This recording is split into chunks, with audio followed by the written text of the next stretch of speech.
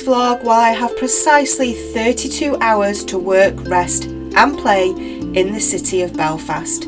I managed to squeeze in a visit to the Titanic Museum and a wander around the city and harbour, and then I ate a lovely Irish stew with a Guinness at the famous Crown Liquor Saloon. And I had a Premier Plus room. But let's start with my experience at the airport.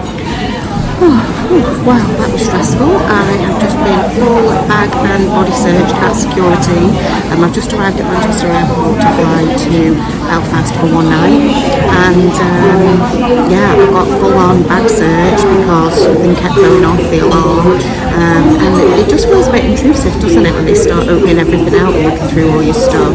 And then because this alarm just still kept going off on my bag, I got asked loads of questions about where I store it, which I told them in the loft, and then they asked me about how damp it is in the loft and is it easily accessible and have I done any renovation work recently. So I don't actually know what that sword thing is that they do and what was obviously coming up on it.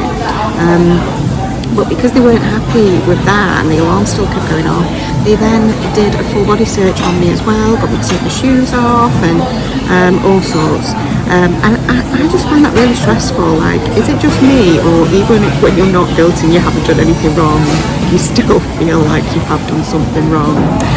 Anyway, we are through that now. I've just sat down at somewhere called Giraffe. I'm going to have a little bit of breakfast. It's just gone 10:30, and I've not had anything to eat yet today, so I've ordered a latte and some French toast, so really looking forward to that, and I'll show you what that looks like when it arrives. But I haven't got much time to eat it because my gate's going to be called soon, but it looks like my flight has been delayed a little bit already.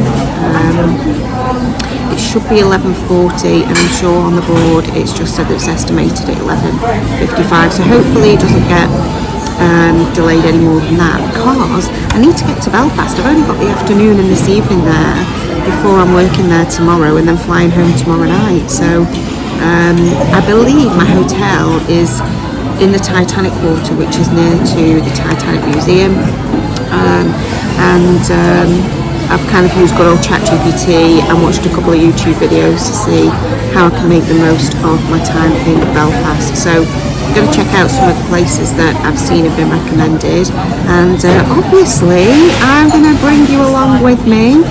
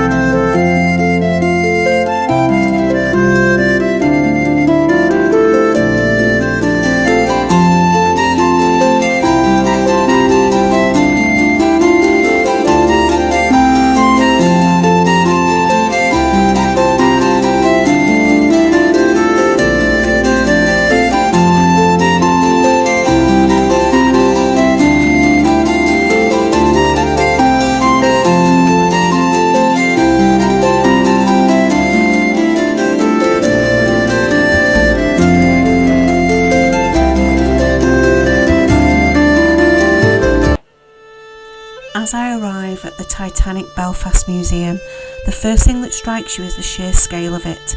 The building's sharp silver angles catch the light, soaring upwards like the prow of a ship, a perfect tribute to the vessel it was built to honour. Stepping inside, there's a real sense of stepping back in time. The energy of early 20th century Belfast fills the air. This was once a city alive with industry, pride and craftsmanship.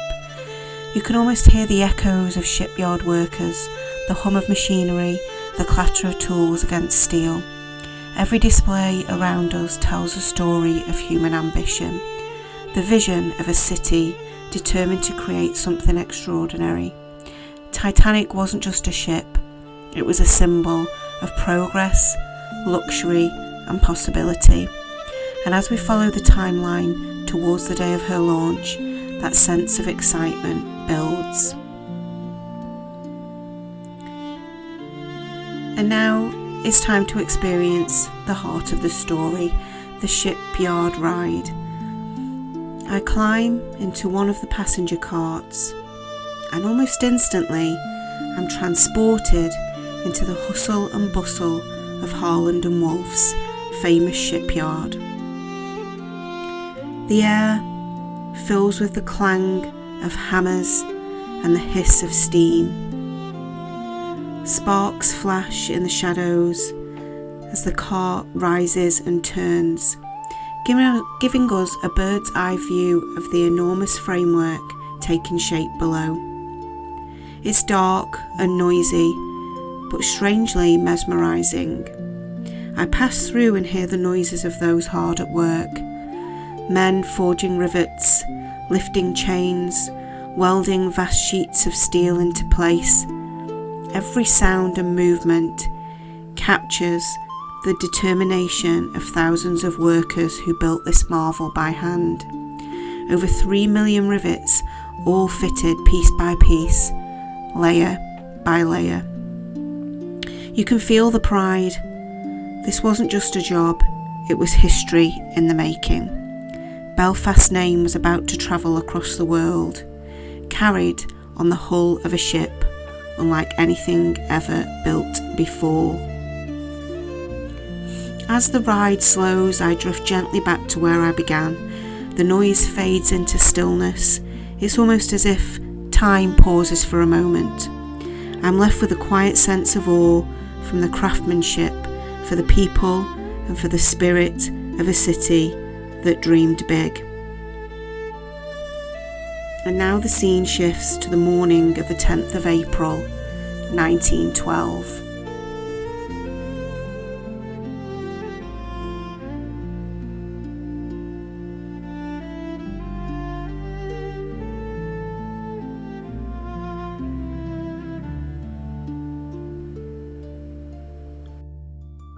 To prepare for the Board of Trade muster at 8.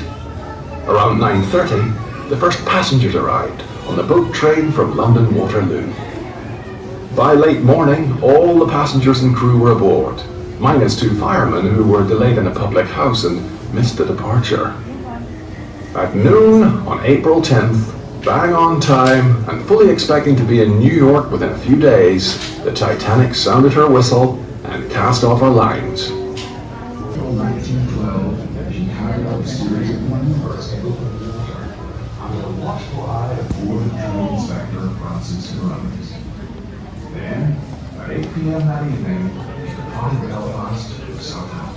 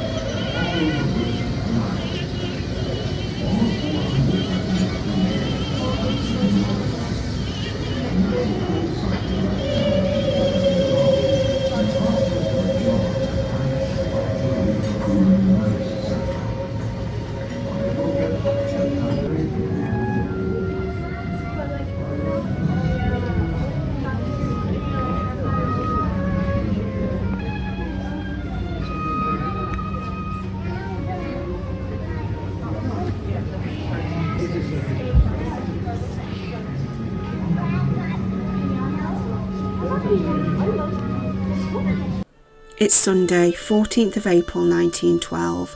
Titanic has been sailing for just 4 days when at 11:40pm she strikes an iceberg in the North Atlantic. The impact tears open 5 of her watertight compartments, one too many for survival. Within hours, the unthinkable unfolds beneath a clear, starlit sky.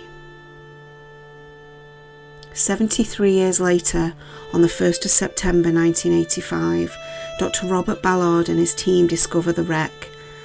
Resting nearly 12,500 feet below the surface, as the cameras first reveal her bow emerging from the darkness, the world finally sees Titanic again. What was once a masterpiece of engineering now lies silent and still, her railings draped in rust, her decks covered in silt, yet unmistakably magnificent.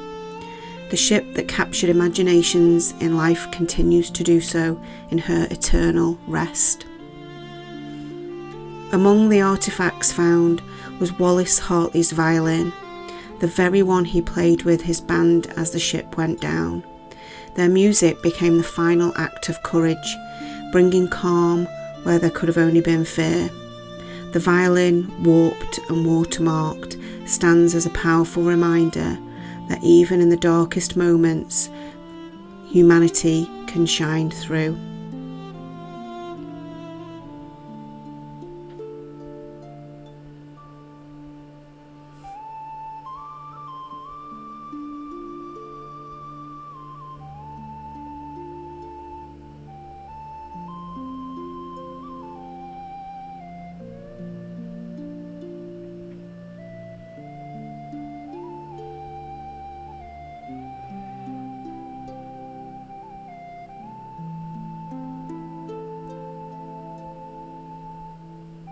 And then I reached the wall of names.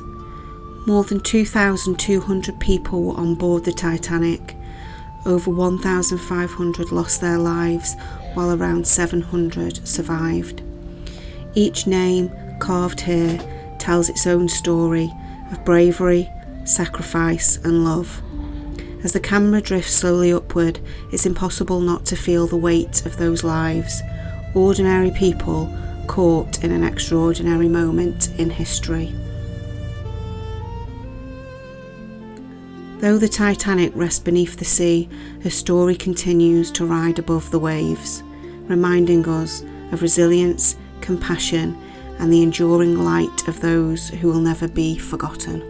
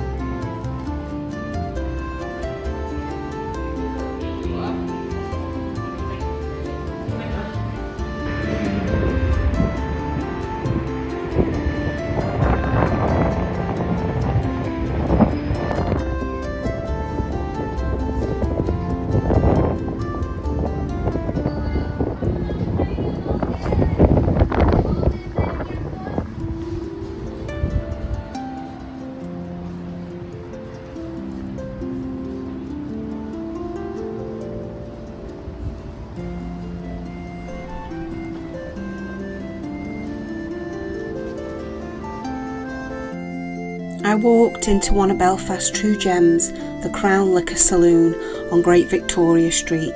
Right from the doorstep you feel it, the rich Victorian era detail, the warm glow of gas lamps and the sense of stepping into a place with stories to tell. Originally opened in the 1880s, this place was one of Belfast's grand gin palaces, a sumptuous pub built to impress. The owner in 1885, Patrick Flanagan, brought in Italian craftsmen to carve woodwork and install ornate steel glass windows and tiles.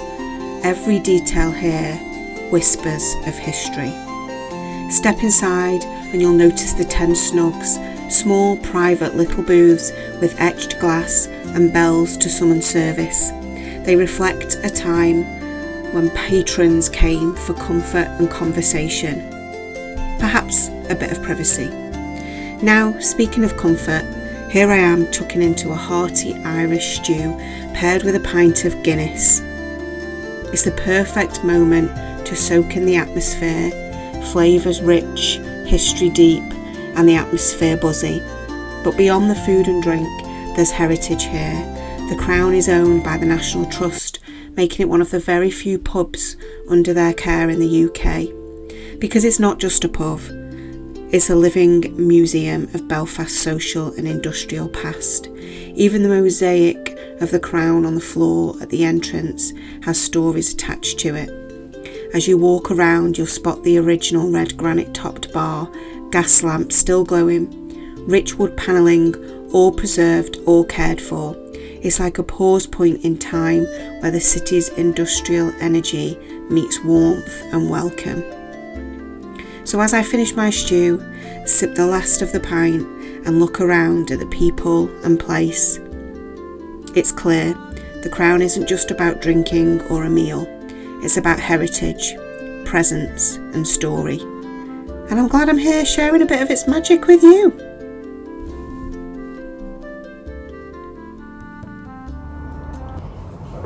I'm all checked in and in my room now. If you've been watching some of my other vlogs, you'll know that I've been staying at quite a few Premier Inns lately. Well, this is a Premier Inn with a difference. I'm only in a Premier Plus room. So if you have not been in a Premier Inn Plus room before and you don't know what the difference is from a normal room, I'm going to show you now. Come with me. So, first of all, I'm going to show you my magnificent view later, and probably again in the morning when you can see it a little bit better. But let's have a look at the room itself. So if I just pan across so you can see the bed area over here and the TV. I think the TVs in the plus rooms are slightly better. I'm going to show you the bathroom first. So the decor itself in general is a lot more cleaner, a lot less kind of rough around the edges. So you can see, you know, the decor itself is lovely.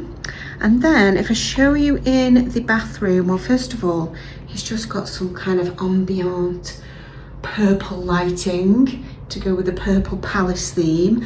But when you actually put the main light on and you go in, hello.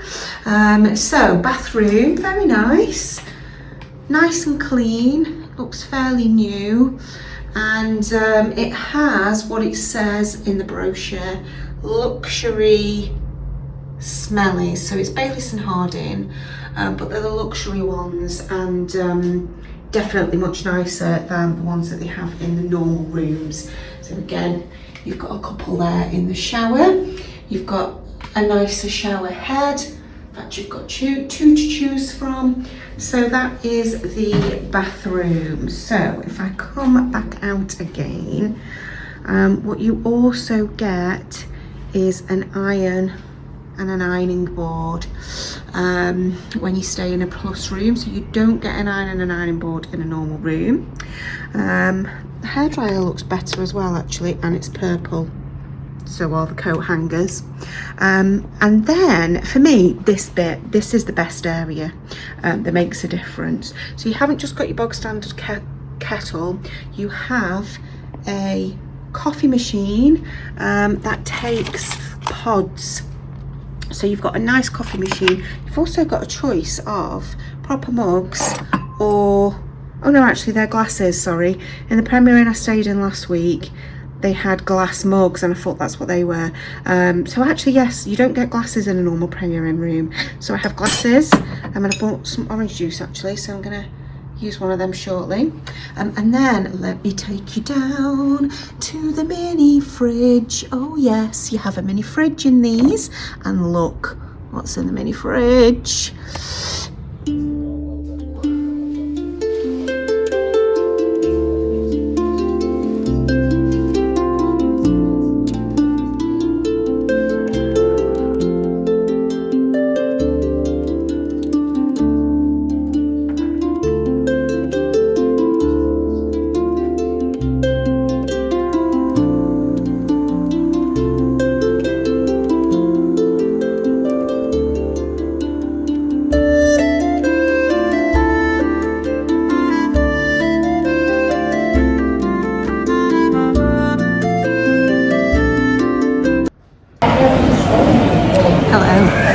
So I am at Belfast International Airport and I'm here very early. My flight is not till 9:30 this evening and it's not even 5:30 yet.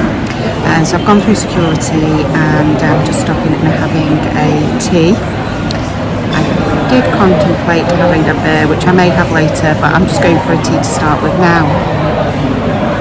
I'm at a place called Sipping Stone and this may not be new to some people, but I am just amazed and can't stop watching the little robots that they have here that actually bring you your food and drink. So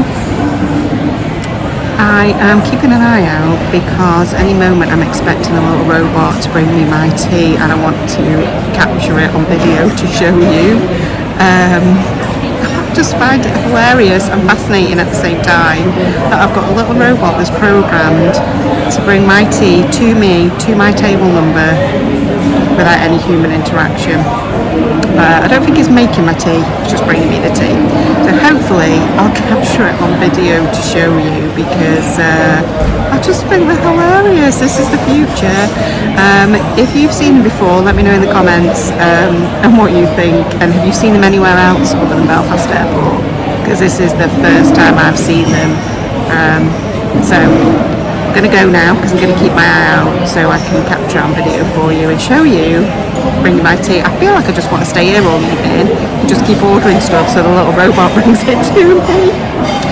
You know, it's the little things that entertain me, the little things. But other than that, I'm going to get my laptop open, get on with a bit of work, do a few things to keep me entertained until my flight at 9:30.